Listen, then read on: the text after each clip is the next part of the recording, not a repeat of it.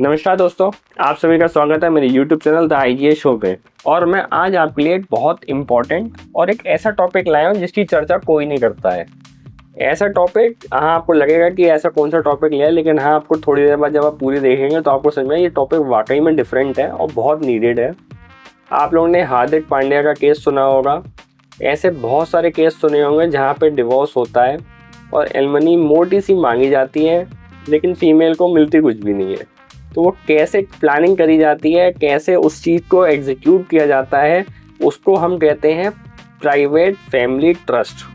जी हाँ, private family trust कैसे होती है, कैसे बनती है, उस पर क्या कंसेप्ट है, कैसे आप अपने फैमिली की प्रॉपर्टी को सिक्योर कर सकते हैं विदाउट गिविंग राइट, यानी आपकी वो प्रॉपर्टी कभी नहीं बिक पाएगी, उसको सिर्फ यूज़ कर सकते हैं। उसको पूरी तरह कैसे चीज़ें हैं उसको समझने के लिए हमने CA नितेश गुप्ता जी को बुलाया है आगरा से। सर, स्वागत है आपका। थैंक यू सर, सबसे पहला क्वेश्चन, प्राइवेट फैमिली ट्रस्ट ये किस चिड़िया का नाम है? प्राइवेट फैमिली ट्रस्ट एक लीगल कंसेप्ट है जिसकी लीगल बैकिंग है, और इसकी लीगल बैकिंग से आज का यूज़ केस क्या है उसको समझने की ज़रूरत है। प्राइवेट फैमिली ट्रस्ट, जैसा आपने अपनी शुरुआत में कहा, आज ये एक वो मैकेनिज़्म है जिसके थ्रू आप अपनी वेल्थ को सिक्योर इस सेंस में सक्सेशन के थ्रू कर सकते हैं कि अगर आप इसका ट्रांसफ़र करना चाहते हैं तो ट्रांसफ़र इसका हो जाएगा, लेकिन जिसको आप बेनिफिट देना चाहते हैं उसके पास में लीगल राइट नहीं होगा इस एस्टेट को या इस एसेट को सेल करने का या अपने पर्सनल कंजम्पशन के लिए। आप केवल उसका बेनिफिट के राइट्स दे सकते हैं। एग्जाम्पल बतौर कि आपके पास में मान लीजिए फिक्स डिपॉजिट रिसीट्स हैं, FDRs हैं, 1 करोड़ रुपए के FDRs हैं, ये आपने अपने ट्रस्ट में दे दिए, और ट्रस्ट में ये अब क्या होगा, जो बेनिफिशियरी होंगे, मान लीजिए आपके बच्चे बेनिफिशियरी हैं इसके, आप बस इतना राइट देंगे कि ईयर ऑन ईयर जो इंटरेस्ट आएगा वो उस इंटरेस्ट का बेनिफिट ये बच्चे लेंगे, लेकिन इस FDR को कभी भी इनकैश नहीं कर पाएंगे। तो ये ब्यूटी है इस कंसेप्ट की। ओके, तो अच्छा ठीक है, ये तो मतलब प्राइवेट फैमिली ट्रस्ट का मतलब है। ये तो आपने FDR की बात करी। अगर यही मेरी प्रॉपर्टीज़ हो, बहुत सारी प्रॉपर्टीज़ हो, और मैं चाहता हूँ कि भाई ये प्रॉपर्टी कभी ना बिके, मतलब बच्चे इस्तेमाल करते रहें लेकिन वो बेच ना पाए इस प्रॉपर्टी को, तो उसके लिए क्या करना पड़ेगा? अब इस केस में आप एज अ सेटलर अगर आप हैं तो इस सेटलर को अपनी जो प्रॉपर्टीज हैं वो ट्रस्ट में दे देनी चाहिए। प्रॉपर रजिस्ट्रेशन का प्रोसेस है, वो रजिस्टर हो जाएंगी प्रॉपर्टीज ट्रस्ट के नाम से। सारी ट्रांसफर करानी पड़ती है, ट्रांसफर करानी पड़ती है ट्रस्ट के। हाँ, एग्जैक्टली, स्टैम्प ड्यूटी आपको देनी पड़ेगी। बट मैं आपको एक चीज बताऊं, आप स्टैम्प ड्यूटी की बजाय एक लॉन्ग टर्म सोचिए। और उस लॉन्ग टर्म का मैं एग्जाम्पल बताता हूँ आपको। लाइफ में आप मान के चलिए अनसर्टेनिटीज इतनी ज्यादा हैं, जो भी आपने शुरू में कहा था कि मान लीजिए आपने अपने बेटे को एस्टेट दिया, बिल के थ्रू पास ऑन हुआ, तो और उसके अपनी वाइफ के साथ में रिलेशंस स्ट्रेंड चल रहे हैं। अब ऐसे में वो एस्टेट, क्योंकि वाइफ बेटे के नाम में है, तो वाइफ का अगर इनकेस सेपरेशन होता है तो वो 50% 40% जो भी कोर्ट डिसाइड करेंगे वो एस्टेट लेके चली जाएंगे वो। अब अगर ऐसे में आपको एस्टेट को बचाना है तो आपने प्राइवेट फैमिली ट्रस्ट में इस एस्टेट को दे दिया, और वहां से फिर ये वाली बात रहेगी कि बेटा फिर ये बोल सकता है मेरे पास नहीं है, ये तो ट्रस्ट के पास में है, और इससे हमारी और तुम्हारी केयर होती है बस कि हर महीने हमें 50,000 40,000 60,000 जो भी रुपए मिलते हैं वो हमारी केयर के लिए होते हैं, मेरी एसेट नहीं है, तो कभी भी सेपरेशन में जाएगी नहीं। सिमिलरली अगर मान लीजिए एक व्यापारी का व्यापार अच्छा नहीं चल रहा है और विल के थ्रू फादर ने उसको एस्टेट दे दिया, तो अब डेफिनेटली क्रेडिटर्स जो हैं वो दबाव बनाएंगे कि आप अपना घर बेचो या इस तरीके से हमारे पैसे को दो।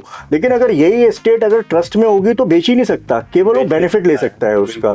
तो इसीलिए बहुत हद तक आप अपने क्लोज्ड जो आपके नियर एंड डियर्स हैं, आपके फ्रेंड फैमिली मेंबर्स हैं, आपके वाइफ, आपके बेटे, इनके लिए क्लोज सेफ्टी नेट बिल्ड कर देते हैं, जिससे कि जीवन पर्यंत अगर कोई भी अनसर्टेनिटी आए, कोई दिक्कत आए, तो उनका घर परिवार का खर्चा हमेशा चलता रहे। ये एक बहुत ब्यूटीफुल कंसेप्ट है। मतलब बहुत अच्छा कंसेप्ट है कि आपको अपनी प्रॉपर्टी बेचने की जरूरत नहीं पड़ेगी और कभी वो बिकेगी भी नहीं। जैसे कई लोगों के मन में होता है कि भैया मेरी ये पारिवारिक जगह है, ये कभी ना बिके, ये ऐसी ही चलती रहे, बच्चे रहें इसमें अच्छे से रहें, लेकिन वो कभी से बेच ना पाए। करेक्ट। तो उसके लिए आप प्राइवेट फैमिली ट्रस्ट बनाएं, चाहे FDR हो, चाहे प्रॉपर्टीज हो, इन सबको उसके अंदर इंक्लूड करें। हो सकता है 7% स्टैम्प ड्यूटी जरूर जाएगी, लेकिन आप लॉन्ग टर्म में सोचें तो बहुत बड़ा फायदा है। सर, ये बनती कैसे है? सो इसको बनने के लिए इसमें आइडियली 3 पार्टीज होती हैं। ठीक। 3 पार्टी में सेटलर वो व्यक्ति जो पैसे डाल रहा है इस ट्रस्ट में, जो अपना एस्टेट विल लिखना चाहता था, हम विल से कंपेयर करते हैं इसको। और अच्छी चीज ये विल जो है टेस्टेटर जो लिख रहा है उसकी डेथ के बाद ऑपरेट होती है, ये जो लिखने वाला है उसके सामने ही ऑपरेशनल हो जाती है। तो अगर कोई लीगल चैलेंजेस आने हैं तो ये भी वो देख पा रहा है कि कोई लीगल चैलेंजेस आ रहे हैं, तो इसके जीवित रहते ही उन चैलेंजेस को भी ये बहुत हद तक एड्रेस कर देगा। तो पहला व्यक्ति हो गया सेटलर।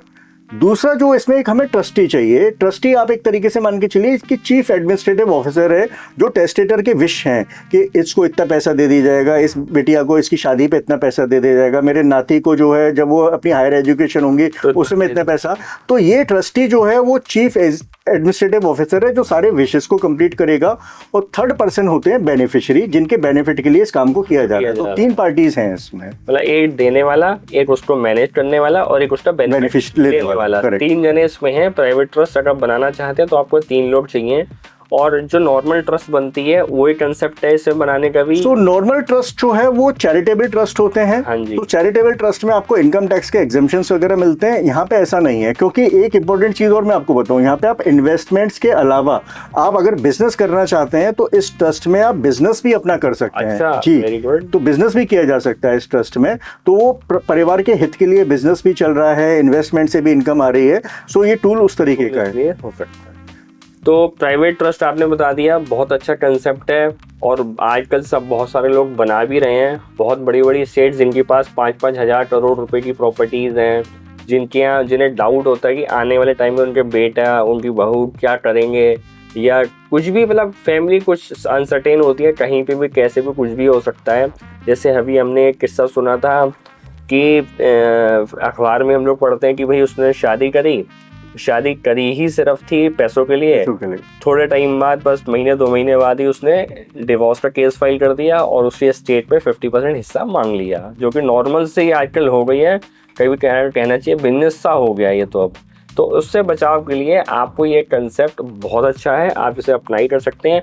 और कोई जो आप प्राइवेट ट्रस्ट के लिए कहना चाहते हैं? इसमें मैं कुछ 1-2 चीज़ें और जैसे मैं ऐड करना चाहता हूँ मैं इसमें। तो आपको जब ट्रस्ट है आपका, तो इसमें कई बार ये होता है कि टैक्सेशन कैसे होगा, क्या होगा। तो जैसे मैंने शुरू में भी कहा कि इसको टैक्सेशन की बजाय इसको आप सक्सेशन के टूल पे ज़्यादा देखिए, क्योंकि या तो टैक्स न्यूट्रल होगा और बिजनेस करेंगे तो मैक्सिमम मार्जिनल रेट पे होगा भी। लेकिन मेरा ये आपको कहना है कि आप अगर अपने फैमिली और लव्ड वंस को एक जीवन भर का प्रोटेक्शन देना चाहते हैं तो उसके लिए ये कंसेप्ट बड़ा बेहतरीन कंसेप्ट है। तो इसलिए उसके कॉस्ट स्ट्रक्चर की बजाय उसको बेहतर सेफ्टी नेट के तौर पर इसको देखा जाना चाहिए। और एक बात आपने जैसे 5,000 करोड़ वाली बात कही है, जैसे तो ये एग्जांपल हम इसलिए मानते हैं कि टाटा के जितने भी बिजनेस है वो Tata sons as a family trust में चलते हैं। लेकिन मेरा आपको ये कहना है कि ऐसा कोई भी व्यक्ति, मतलब आजकल क्योंकि इनकम लेवल हाई है, तो ऐसे में अगर 5 करोड़ रुपए का भी अगर सक्सेशन होना है, तो अगर आप चाहें तो जैसे मैं अपने क्लाइंट्स को एडवाइस करता हूं कि आप मूवेबल जो एसेट्स हैं उनको आप प्राइवेट फैमिली ट्रस्ट के थ्रू सक्सेशन पे लेके जाइए, और इमूवेबल लाइक बिल्डिंग वगैरह इनको आप थ्रू विल लेके जाइए। तो ये कंसेप्ट भी है कि आप मिक्स्ड जो है सक्सेशन कर सकते हैं। जी, ये भी बेटर ऑप्शन है कि हम दोनों को मिक्स करके बना सकते हैं, विल भी बना सकते हैं, प्राइवेट फैमिली ट्रस्ट भी बना सकते हैं, दोनों को अपना कर सकते हैं। तो सर ने बहुत अच्छा कंसेप्ट बनाया। और अगर आप लोग भी प्राइवेट फैमिली ट्रस्ट के बारे में और ज़्यादा जानकारी लेना चाहते हैं या कोई और आपके मन में क्वेश्चन हो, तो आप हमें कमेंट बॉक्स में लिख सकते हैं, हम आपको उसके क्वेरी का जवाब देंगे। सर आपका बहुत बहुत धन्यवाद। Thank you so much. इतने इंपॉर्टेंट टॉपिक को इतनी सरल भाषा में समझाने के लिए। प्राइवेट फैमिली ट्रस्ट बहुत इंपॉर्टेंट है, और आप भी अगर चाहते हैं तो अपने सीए से संपर्क कर सकते हैं और हम लोगों से भी संपर्क कर सकते हैं। हमारा बेसिक काम सक्सेशन प्लानिंग का चलता है और हम लोग ये सब लोगों की प्लानिंग करते हैं। धन्यवाद। और इस वीडियो को उन सबके साथ भेजें जो इस चीज़ों से पीड़ित हैं या आगे पीड़ित नहीं होना चाहते हैं। इसके लिए प्राइवेट फैमिली ट्रस्ट ज़रूर बनाएं। वो कहते हैं ना, सेफ्टी बहुत ज़रूरी है। ज़रूरी नहीं है कि ठोकर खा के ही अकल आती है, अकल पहले ही आ जाती है। बादाम खा लीजिए, अकल ले लीजिए और इसको अप्लाई कर लीजिए। धन्यवाद।